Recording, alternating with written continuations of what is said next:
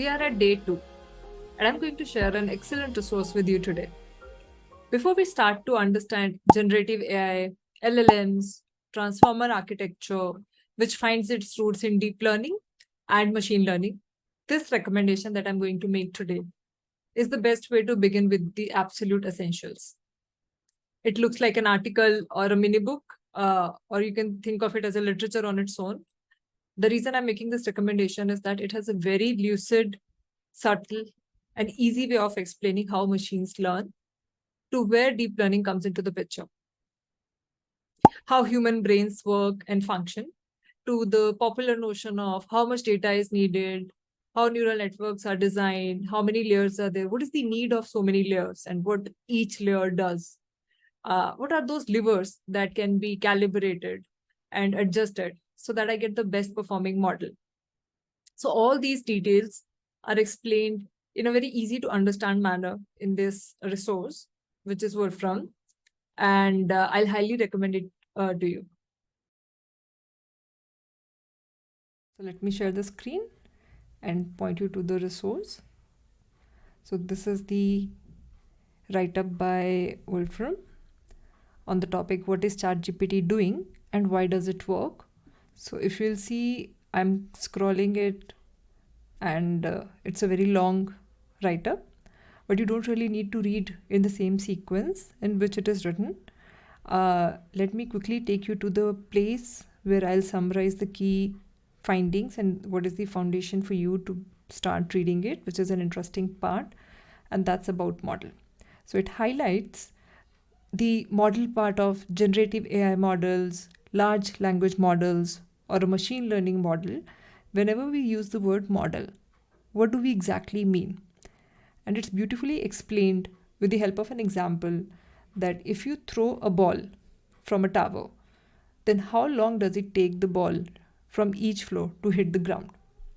There are two ways to do it. One, which is a brute force way, that you keep throwing it floor by floor and kind of do the repeat exercise, keep measuring it and taking a note of it, which is theoretically how it is done, but you won't really prefer it doing it in the same manner. So you really want to model this whole phenomena, which is the way you're trying to find, is there a way that I can compute the answer rather than repeating this activity flow by flow? So like it is shown in the illustration here, that if orange are the dots where we have actually thrown it floor by floor from those, for example, 10th floor here and the other floors similarly. Now, if you want to calculate the time it takes for the ball to fall from a certain floor, for which we don't know, it's an unknown data point for us, how are we going to do that? Well, it's easy in this case, like they're mentioning, because there are certain laws of physics that govern it and the phenomena is very deterministic and there's this whole mathematical calculation that can be done. But if we actually have to model it, generally there is a way that we'll try to fit a straight line, which will make sure that the deviation on an average based on what this computation from the model gives as a response is as minimum as possible compared to the real time that has taken for the ball to reach the ground. So this is exactly setting the premise or the context of what exactly is a model, why do we need models, and later extending this concept of model from this small example to machine learning models. For example, if you really want to fit it in the best way possible, you can use a quadratic equation, but after a point there are a lot of wobbliness that you can see here and it starts acting as more of randomness here. It all boils down to the point where the author mentions that there is actually never a certain thing called as model-less model. There is an underlying structure that we are trying to model, and to be able to successfully capture that signal or the phenomena or the event, there are certain knobs that are given to us, and these knobs are called as parameters. I've recently done a course on large language model concept with DataCamp, where I've explained whenever we say, oh, this is a very large model, and what do we mean by the largeness of language models? So when we say 175 billion of parameters, so these are the number of knobs that are being given to the model to continue looking at the data and the signal and try to map its output to the response that is actually desired and make sure that it's a good performing model. Then later it extends to digit recognition task, and you'll get to see that obviously it's going to come down to how neural networks work. And there is a specific call out that I'll make here, which is on how they're relating the brain, how the brain functions to the neural networks, because our brain is composed of billions of neurons, where each neuron is capable of producing the pulse, which is 1,000 pulse in a second, which is a big number. And this is just by one neuron. Now think of multiple neurons that are connected in a very complex structure, and they're passing this signal, which is being generated 1,000 times in a second, to the other neurons. So they're connected together in a very densely connected manner. So when we are trying to do these calculations, these connections, they are not connected with each other in a very homogeneous way. There is a certain element called as weights, which is similar to the weights that we talk in neural networks as well, which decides the strength of the signal. So this particular explanation is very lucid to help you draw an analogy or extend the concept of how human brain functions to what exactly neural networks actually do under the hood. Okay, so next we'll move to, there are certain sections that I've highlighted in this document, which I really want to focus on. And the next that I'll move on to is that there are multiple layers. People say deep neural network means there are so many layers, and we don't know what each layer does and why we need so many layers, right? So every layer is working on a certain aspect of making sure that whatever is the task being given to this neural network, to this model, it's able to do that by picking up a certain aspect of it. For example, in this classic case of cat versus dog classifier, the first few neural network layers, they are picking up a certain aspect of those images, or those aspects could be like the edge of the object or something else, but they really want to mimic it the same way like the visual processing in brains work. So moving on to the next concept, that all these neural networks, we are relying on them to make sure that they're able to generalize. And that generalization is the concept that goes back into some of the ultra essential component of building a machine learning model. We expect any of the model that we are building that it's able to generalize on the unseen examples as well. Like they are mentioning is the between these examples. So whatever it has not seen, can it really generalize, interpolate in a reasonable way? And these definitions are really explained further as we proceed. And the next component that I want to discuss is on the loss function. If you look at what you get as a response from the model, that the output or the prediction, right? That's the target variable, generally we say in the community, AI community. That's the output or response that you've got, versus there is an actual real way that particular phenomena responds. For example, I made a supply chain model. How a planner would have responded to that situation versus the response that my model is giving. So if these two values are far off from each other, then I really need to make my model learn that phenomena a lot better. And what is a possible way that this can be done? I can't really change the true value because that's where I want my model to keep converging towards. So whatever is this distance from A to A prime, for example, this distance needs to be covered by the model to understand the signal much better, and to have many examples to understand what exactly is it missing. And that distance gets captured in the form of loss function. So that's a very beautiful way of explaining loss function. The values that you've got versus the true value. And what exactly can be changed then? There's something that needs to be changed, right? Then what exactly can be changed? That's precisely where it all boils down to, that we need to do that using weights. It all comes down to weights. These are the variables. You have certain inputs. On top of that, there are certain weights applied, and activation function, which we'll discuss later. But then there is a certain extra layer of processing being done on those inputs, which is a function of input and weights as well. And the response that goes on to the next layer, till the last layer, where it produces the final response. So you'll go down further and you'll see that there is this weight landscape, which is also shown in these pictures. But for now, if it looks very difficult for you to understand, if you want, you can skip that and just comes to see that you really are at a certain place, and for you to converge to what the true value of that response should be, you want to converge to that point, which means you need to cover a path, a distance. How you would do that? That's where calculus comes. So at this point, I'll just give a call out that a lot of people say with the why calculus, probability, stats, and all these are called as fundamental resources or the foundations that you need to build as you start learning the machine learning field.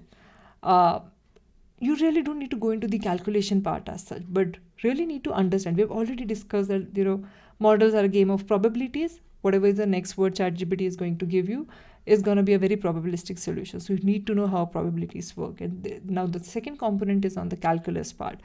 Though there is a whole lot of calculation that goes behind the scenes, but we are not really focusing on it here as it's our day two only.